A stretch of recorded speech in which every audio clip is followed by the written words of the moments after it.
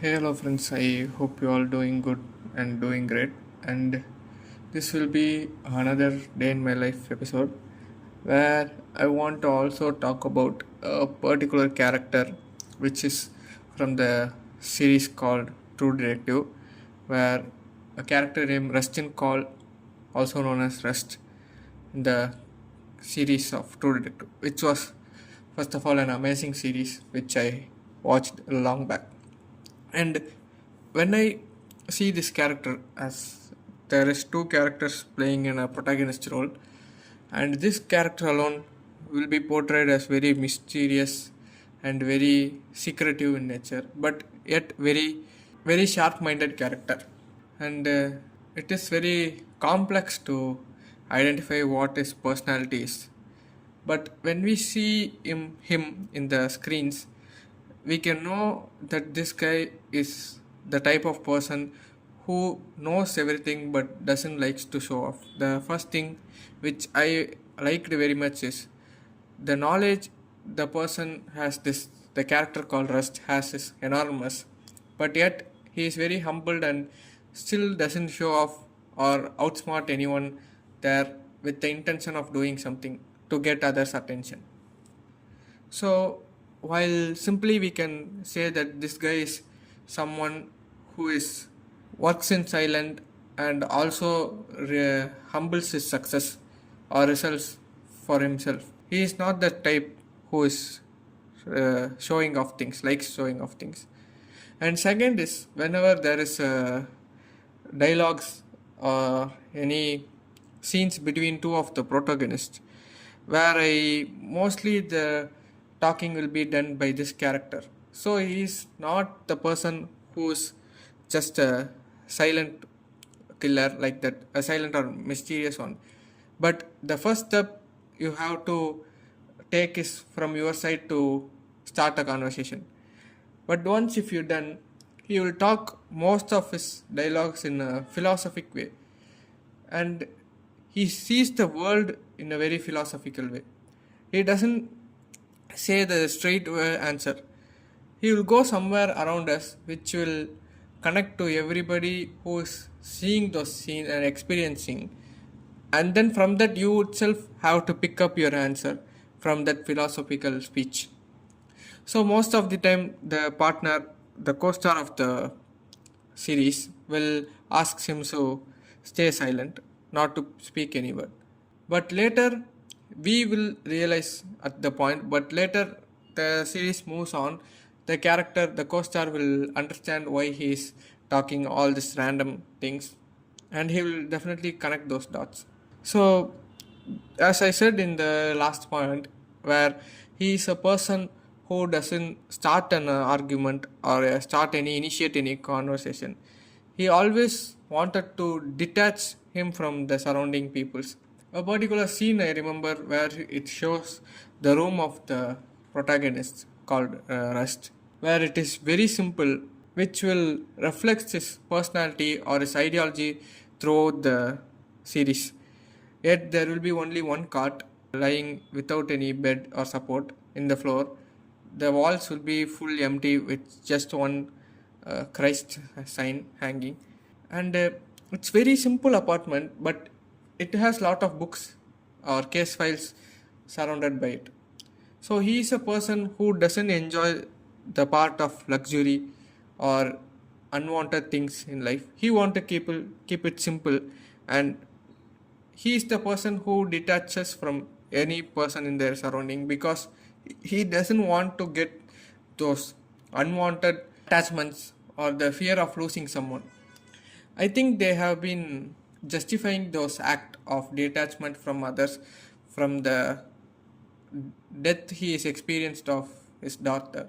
So that trauma has justified why he is so silent and why he is so detaching or standalone from others. And he is the person who has some good characteristics also, which we can always take from those characters. The main thing we are seeing a movie or series is just not to just see it as an entertainment, because when you see it for entertainment, the value of the movies goes somewhere around you which we will not consume. next time if you are trying to watch some series or some movies, just learn something from that. Even it may be a comedy series or it may be a horror movie. If there is any possible thing you can learn from that particular TV show or movie, just take the values. It might not be in a direct way, because most of the films or series use an indirect way of representing their core ideology in the series or TV shows, which may not be linear, which may not be told in dialogues or spoken in dialogues. So if you see it like that, there is an additional benefit that you are spending so much of times, like 2.5 hours, 3 hours, like that.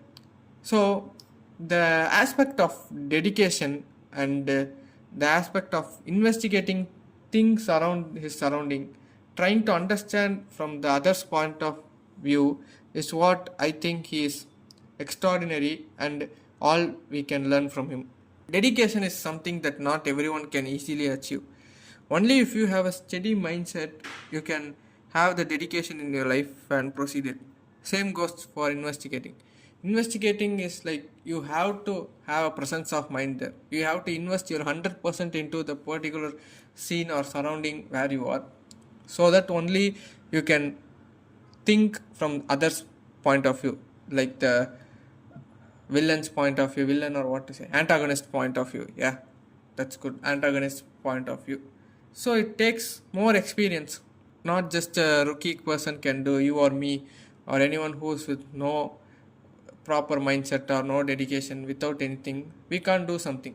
We can think that it easy, but it's need very patience and very experience to be a dedicated guy or a person who can understand everyone's perspective. It's not that easy in this fast moving world, because everyone is trying to run faster than the other person, but no one is willing to slow down for a bit and analyze what is going on in their surrounding.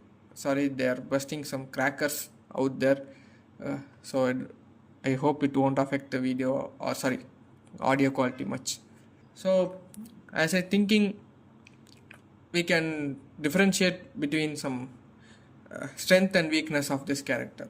As strength comes, as I said, he is a very intellectual detective and problem solving mind, and he has a super philosophical insight into humans and how to catch an antagonist from thinking his point of view, like that.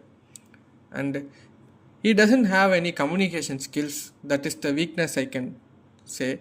He doesn't play a close friend to somebody else, and the past traumas which made him to be addicted to alcohol or any other substance, illegal substance, like that.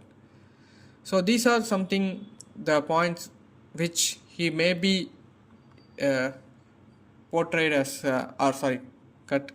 So these are the small points which I believe that if we have in life, these points might be blocking us from doing something brilliant.